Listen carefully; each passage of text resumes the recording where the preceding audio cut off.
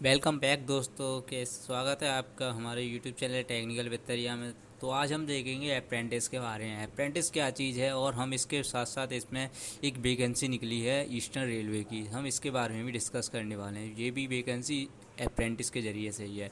तो देखेंगे अप्रेंटिस क्या चीज़ है, क्या हमें अप्रेंटिस करनी चाहिए या नहीं, क्या अप्रेंटिस करने के बाद गवर्नमेंट जॉब मिलती है, क्या ये अप्रेंटिस गवर्नमेंट जॉब है, कितनी सैलरी रहेगी, कब तक इसका प्रोसेस रहेगा, वो सारी चीज़ें हमें क्या क्या काम करना पड़ता है, वो सारी चीज़ें हम इस वीडियो के अंदर देखेंगे। तो उसके साथ साथ हम यहाँ पर एक वैकेंसी है ईस्टर्न रेलवे वाली, उसको भी क्लियर करने वाले हैं। तो मैं आपको बता दूँ, एक अप्रेंटिस ना एक ऐसे मान सकते हो आप कॉन्ट्रैक्ट बेसिस पे एक काम, एक ट्रेनिंग है, ये मान लो आप ट्रेनिंग है किसी भी अप्रेंटिस किस कई जगह पे अब तो अप्रेंटिस सब में अलाउ कर दिया है, जैसे कि रेलवे है, बैंक है, और भी सारी चीज़ें हैं, सब में अलाउ कर दिया ज़्यादातर।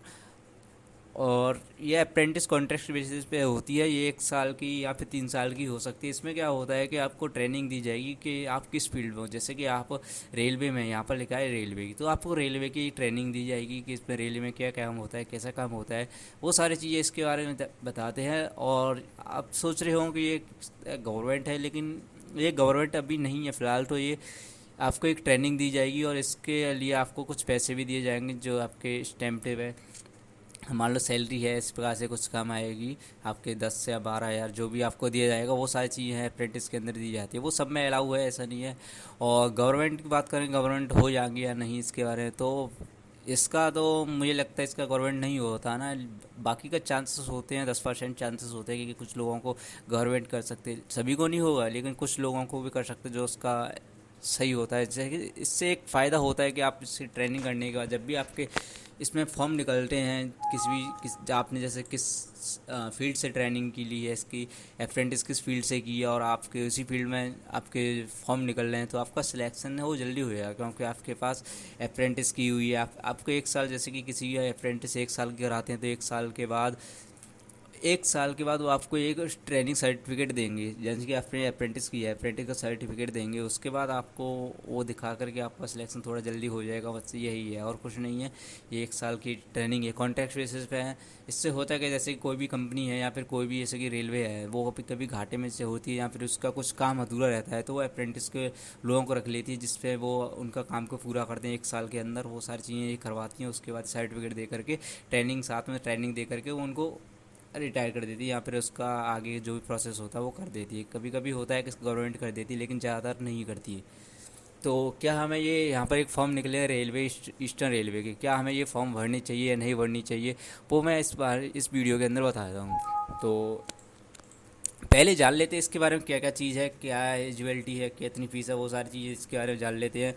उसके बाद बताएंगे इसके फॉर्म भरने चाहिए नहीं, पहले देख लेते हैं कि इसके बारे में क्या चीज़ है, वो पढ़ लेते हैं। तो ये फॉर्म निकले हैं ईस्टर्न रेलवे के, ईस्टर्न रेलवे में। तो अप्रेंटिस में ही यहाँ पर लिखा है नोटिफिकेशन एंगेजमेंट ऑफ एक्ट है apprentice for training slot in eastern railway unit. यहाँ पर लिखा है ट्रेनिंग, यानी कि ट्रेनिंग ही है और कुछ नहीं है। तो इसके बारे में जान लेते हैं। इसका देखो नोटिफिकेशन आया था 12/9 को, यानी कि 12 सितंबर को इसका नोटिफिकेशन आया था। इसकी जो फॉर्म भरने की जो डेट है वो आपकी 27 सितंबर से 26 अक्टूबर के बीच में है। आप फॉर्म भर सकते हो, ऑनलाइन फॉर्म ही है।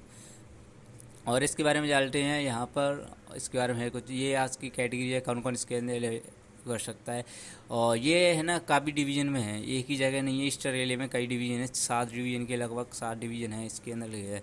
यहाँ पर लिखा है हौराव डिवीज़न, एक तो हौराव डिवीज़न में यहाँ पर वैकेंसी दे रखे हैं, कितनी कितनी वैकेंसीज़ हैं। और यहाँ पर है, दूसरा है लिलुहा वर्कशॉप है, तीसरा है सैलधाम डिवीज़न, अगला है ये रहा कंचरपारा वर्कशॉप, अगला देखते हैं मालदा डिवीज़न, अगला है कि आसनसोल डिवीज़न, और एक और है जबलपुर वर्कशॉप। तो ये 7 डिवीज़न में आपकी वैकेंसी है। ये अप्रेंटिस 7 डिवीज़न आपको ट्रेनिंग दी जाएगी। तो ये आपकी वैकेंसी का भी सारा चीज़ दे रखे हैं, सारा कि वैकेंसी क्या, कितनी वैकेंसी किस डिवीज़न में कितनी वैकेंसी है और किस किस क्षेत्र में है, वो सारी चीज़ें दे रखी हैं। और इसका लिंक आपको मैं नोटिफिकेशन लिंक डिस्क्रिप्शन में दे दूंगा, आप वहाँ से डाउनलोड कर लीजिएगा। जो भी चीज़ नोटिफिकेशन के बारे में जानना है, वैकेंसी के बारे में, तो आप देख सकते हो वहाँ से। तो इसके आगे हम बात करते हैं यहाँ पर सारा एज के बारे में। यहाँ पर एज कितनी होनी चाहिए, यहाँ पर वो लगा 15 साल से 24 साल के बीच के जो कैंडिडेट हैं वो इस फॉर्म को भर सकते हैं। इस फॉर्म को भरने के एलिजिबल हैं, यानी कि 15 साल से 24 साल के बीच में जो जितने भी लोग आते हैं वो इस फॉर्म को भर सकते हैं, कोई भी हों इसको भर सकते हैं। एज रिलेशन की बात कर लें तो यहाँ पर एज रिलेशन भी दे रखा है सब कुछ, 3 ईयर्स 5 ईयर अफर के लिए है, ओबीसी के लिए 3 ईयर और बाकी एसटी के लिए यहाँ पर इसके लिए 5 ईयर है, और पीडब्ल्यूडी के लिए 10 ईयर का है ये। मेडिकल की बात करें तो मेडिकल कुछ ज़्यादा खास नहीं है, ये पता है ये अप्रेंटिस में है, कुछ ज़्यादा खास नहीं होता। मेडिकल तो फिट नहीं होता, शायद ज़्यादातर फिट ही होता है।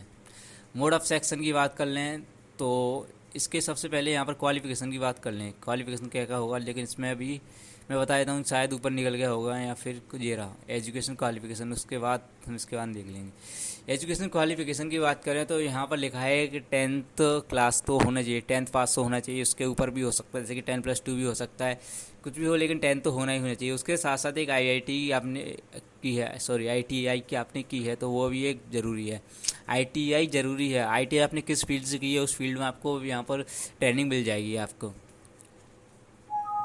तो ITI भी ज़रूरी है और ये भी। और ये इस बात कर लेते हैं इसके मोड ऑफ़ सिलेक्शन, मतलब इसका सिलेक्शन, हमारा सिलेक्शन कैसे होगा। जैसे हमने फॉर्म भरा तो हमारा सिलेक्शन क्या हो, क्या इसके अंदर एक एग्ज़ाम देना होगा या फिर कुछ क्या करना पड़ेगा। तो ये एग्ज़ाम नहीं है, ये मेरिट बेस्ड है, यहाँ मेरिट से सिलेक्शन होगा। मेरिट कैसे इसमें होगा, आपकी मेरिट जुड़ी आपकी काउंट होगी। मैंने आपको पहले बताया 10+2 है, यानी कि आपको 12 या तो 12th हो आपके पास या फिर आपको 10th हो, कुछ भी हो, 10th या 12th कुछ भी हो, लेकिन 10th तो होना ही होनी चाहिए। उसके साथ एक ITI का सर्टिफिकेट होना चाहिए। मेरिट कैसे जुड़ी जाएगी, जैसे कि आपको यहाँ पर लिखा है फॉर एग्जांपल किसी आपके नंबर्स हैं, जैसे कि 80 नंबर्स हैं आपके 10th में और ITI में है आपके 91, तो दोनों को काउंट करके उसका आधा कर देंगे, ये आपकी मेरिट हो जाएगी। यही इस बेसिस पर आपके मेरिट जाएगी, ये मेरिट से है, ये कोई एग्ज़ाम नहीं होगा इसका, मेरिट बेस है, ओनली मेरिट जाओ। उसके बाद डायरेक्ट फाइनल सिलेक्शन, मेडिकल वगैरह जो भी डॉक्यूमेंट वेरिफिकेशन होते हैं,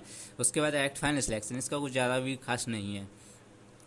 बात कर लें इसकी फ़ीस की, बात कर लें फ़ीस कितनी रहेगी इसकी, तो इसकी फ़ीस सभी के लिए 100 रुपये है, कोई भी हो यहाँ पर, सॉरी SC और ST और PWD और वुमेंस, उसके लिए कोई फ़ीस नहीं है। बाकी के OBC और जनरल कैंडिडेट के लिए फ़ीस है, 100 रुपये है, फ़ीस है। अप्लाई कैसे करना है, अप्लाई आप ऑनलाइन कर सकते हो, डायरेक्ट उस पर अप्रेंटिस की साइट पे जा कर के ईस्टर्न रेलवे वाली पे, तो आप डायरेक्ट कर सकते हो। इसके लिए डॉक्यूमेंट्स क्या क्या चाहिए होंगे, फ़ोटो चाहिए होंगे, एक सिग्नेचर भी होना चाहिए, 10th की मार्कशीट, IIT आपके 2 सेक्शन, ITI आपकी या NCVT से की हो या फिर SCVT से, कोई सी भी हो। उसके साथ साथ आपको एक कास्ट सर्टिफिकेट होना चाहिए और PWBD है तो PWD कुछ भी होना चाहिए। उसके बाद यहाँ पर दिया है क्या क्या चीज़ें इसके अंदर होनी चाहिए। अब बात कर लेते क्या हमें ये फॉर्म भरने चाहिए या फिर नहीं। तो मैं बात करूँगा, मैं कहना चाहता हूँ कि अगर आपके पास अगर कोई रोज़गार नहीं है फ़िलहाल इस समय, और ये वैकेंसी आपका ये जो आपका दे रखा है डिवीज़न, अगर ये आपके पास में है तो आप भर सकते हो, क्योंकि आपका घर से जाने में कोई प्रॉब्लम नहीं होगी। लेकिन आप जैसे कुछ कर रहे हो या फिर पढ़ रहे हो, आगे की तैयारी करना चाहते हो, तो मुझे नहीं लगता कि आप इस फॉर्म को भरो, तो आप इस फॉर्म को छोड़ सकते हो। अगर आपको चाहते हो कि थोड़ा ट्रेनिंग लेने हैं तो आप भर सकते हो। ये कोई गवर्नमेंट नहीं है, प्राइवेट ही है, 1 साल के लिए होगी ट्रेनिंग है बेसिस पे। मैंने आपको बता दिया ये आपके 1 साल के आपको ट्रेनिंग देंगे और उसके साथ साथ अपना काम करवाएंगे, जो भी इनके लॉस में हो रहा है उसे वो आप कवर करेंगे। यही होता है अप्रेंटिस के ज़रिए से, ऐसे कवर करते हैं, यही अप्रेंटिस है। तो मैंने बता दिया, अगर ये आप अगर कुछ नहीं कर रहे हो, आप फालतू बैठे हो, आप इस जॉब की तलाश कर रहे हो, तो आप इसे कर सकते हो, क्योंकि इसमें ज़्यादा टाइम भी नहीं होता, कुछ ज़्यादा हार्ड वर्क भी नहीं होता, नॉर्मली काम होता है इसके अंदर और ट्रेनिंग देते हैं। अगर आप कुछ ज़्यादा पढ़ाई कर रहे हो इसके या फिर आप कोई इससे अच्छी जॉब कर रहे हो तो उसे आप मत पढ़ना, तो वही आप करो, या तो पढ़ाई करो आगे की या फिर आप जॉब कर लो। लेकिन ये ज़रूरी नहीं, ये जो कुछ नहीं कर रहा, आप चाहते हो कि आप कुछ पैसे कमाना चाहते हो तो उसके लिए और इसके साथ ट्रेनिंग भी करना है, तो उसके लिए आप भर सकते हो। तो मैंने बता दिया अप्रेंटिस क्या चीज़ है, कैसे कैसे क्या करना है। अगर जो भी चीज़ नहीं समझ में आई तो आप हमें कमेंट में बता सकते हो, मैं उसका रिप्लाई ज़रूर दूंगा। और